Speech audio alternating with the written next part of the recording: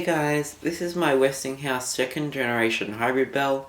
I bought this bell on the weekend for about $500 and it used to be sitting on the top of the Middle Eastern gated pole in Keon Parade, Keon Park. This crossing is now on the removal list, but recently got general signals e-bells.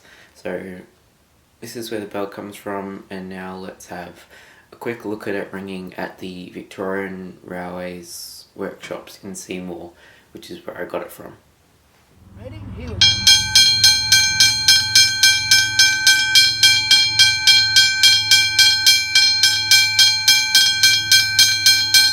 Just annoy the neighbours a bit. They're so much louder than you think. So here is a closer shot of the gong. It has got quite a lot of scratches on it, but I guess that gives it a bit of history and a bit of historicness.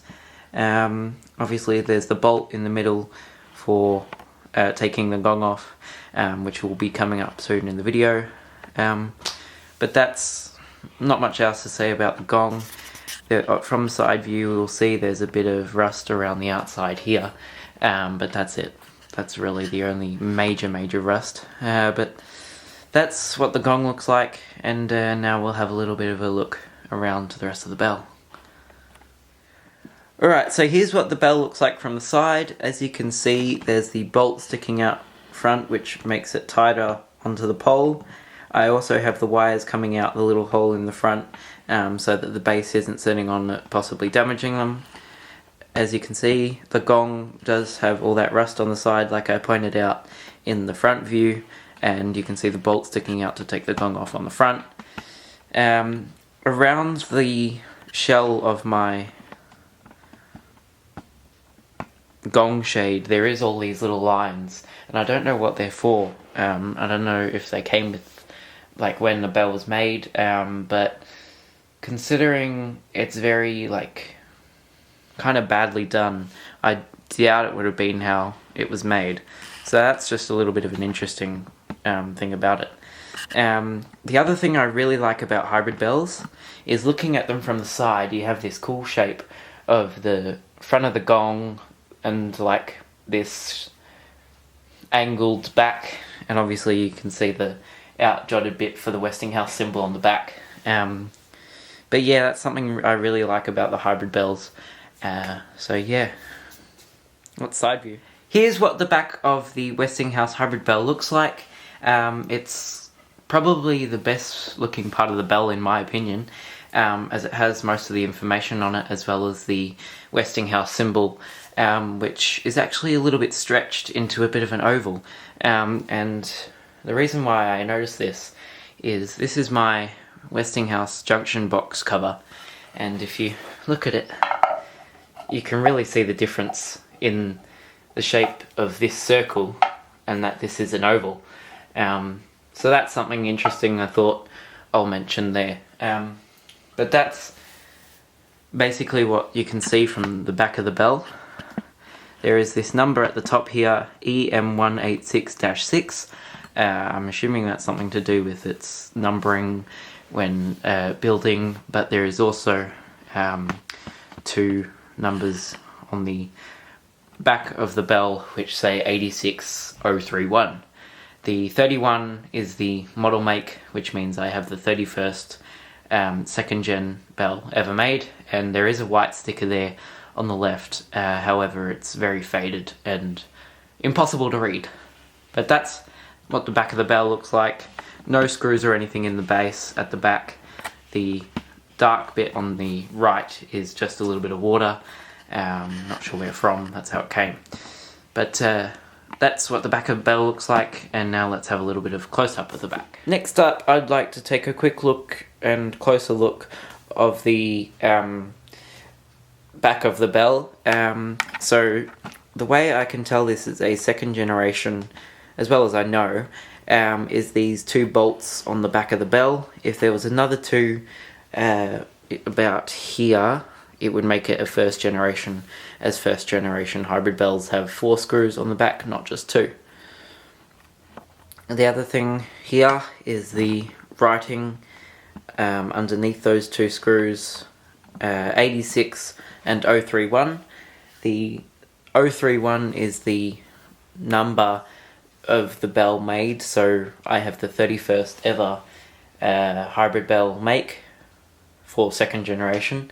However, I'm not sure what the 86 is, and it's kind of funny because it relates so to this up here, EM186-6. If anyone knows what this means, please let me know down in the comments below, as I don't know, but I do see it on a lot of hybrid bells. So if you do know, please let me know down in the comments below.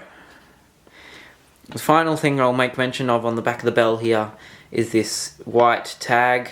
As you can see, there is a white tag there, yet no writing or unreadable writing on it, as Weather of Melbourne has done. Now let's have a look inside of the bell after I take off the gong. So here is the inside of the hybrid bell. It's pretty simple, but if you were to open up these parts, you'd see that it's a bit more complicated than what it looks like on the outside. However, I'm not going to be opening it up as I don't want to damage the bell and make it unusable, since I only just got it less than 48 hours ago. So quick rundown of the parts inside. The bit at the bottom that's hanging down on top of my lens cap to stop it getting stuck is the hammer. This is the part that's known for making the gong, which I have here, going.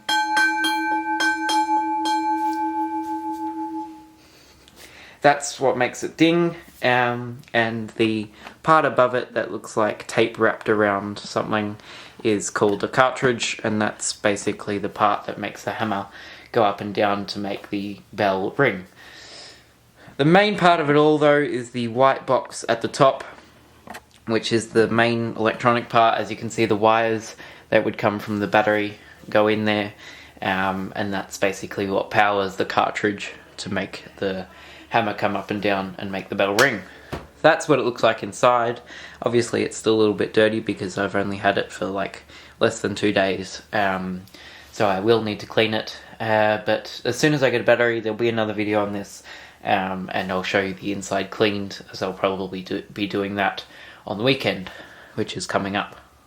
So that's what the inside looks like. Now I'll show you a clip of the bell ringing with a little rail spike that I have, and then that'll be it. Alright, here's a quick demonstration of the bell ringing with my rail tie. I'm going to be ringing it from the side as it sounds the best from the side. Here we go.